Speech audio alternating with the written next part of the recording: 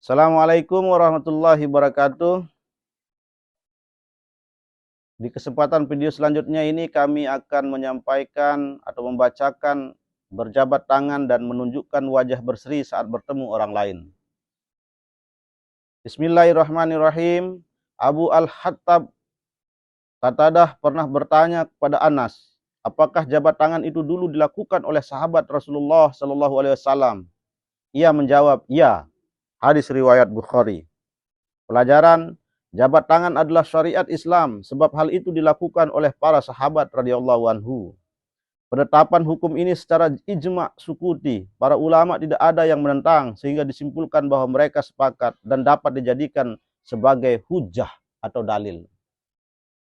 Anas radhiyallahu anhu berkata bahwa ketika penduduk Yaman datang, Rasulullah shallallahu alaihi wasallam bersabda, penduduk Yaman sudah datang kepada kalian dan mereka adalah orang pertama yang memiliki tradisi jabat tangan. Hadis riwayat Abu Daud. Pelajaran, disyariatkannya jabat tangan adalah berdasarkan penetapan dari Nabi Shallallahu Alaihi Wasallam. Sedangkan orang pertama yang melakukan tradisi ini di tengah manusia adalah penduduk Yaman.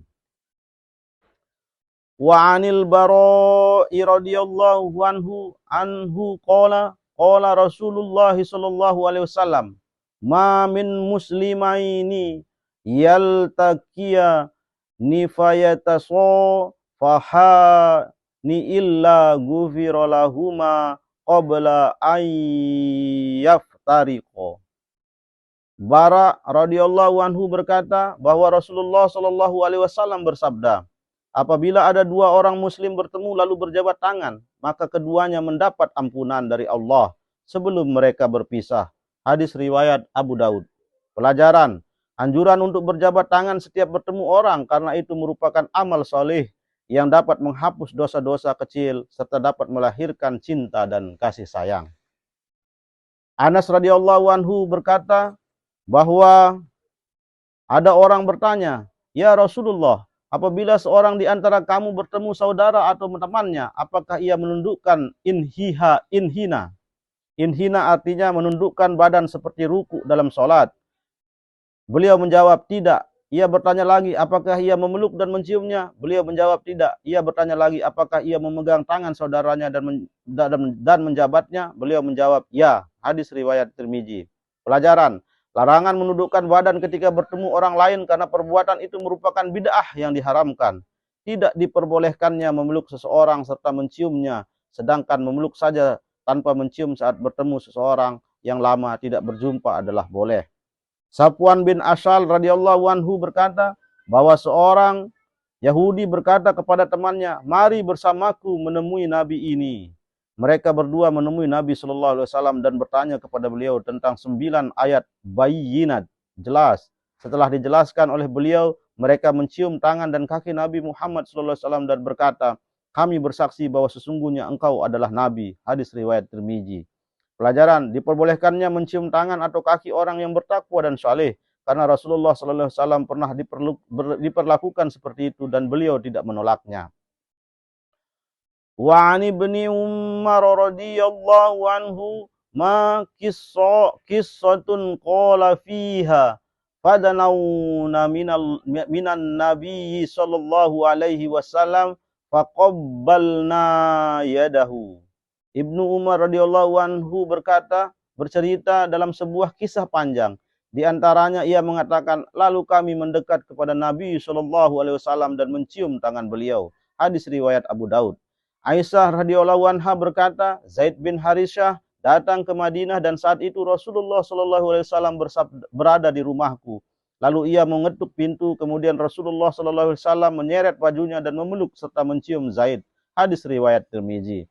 Diperbolehkan mencium dan memeluk orang yang datang dari bepergian kecuali bila dikhawatirkan menimbulkan fitnah, seperti perempuan bukan muhrim dan anak muda yang belum tumbuh jenggotnya.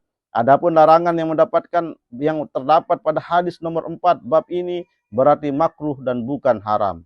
Bersegera menemui orang yang dicintai apabila sudah mengetahui kedatangannya. Keutamaan Zaid bin Harithah radhiyallahu anhu dan kecintaan Nabi Muhammad sallallahu alaihi wasallam kepadanya. Abu Dzar radhiyallahu anhu berkata bahwa Rasulullah sallallahu alaihi wasallam pernah bersabda kepadaku, Jangan sekali-kali menganggap remeh perbuatan baik meskipun hanya bertemu saudaramu dengan wajah berseri. Hadis riwayat Muslim. Pelajaran, anjuran untuk menyambut orang lain dengan wajah berseri dan sukacita, terutama bila yang ditemuinya baru datang dari bepergian atau lama tidak berjumpa. Abu Hurairah radhiyallahu anhu berkata bahwa suatu ketika Nabi SAW mencium Hasan bin Ali radhiyallahu anhu.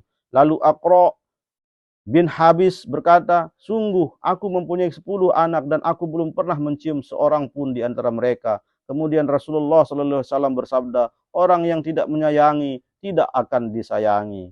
Pelajaran, anjuran untuk mencium anak-anak sebagai ungkapan sayang kepada mereka. Di samping itu, hal itu merupakan bukti adanya cinta dalam hati.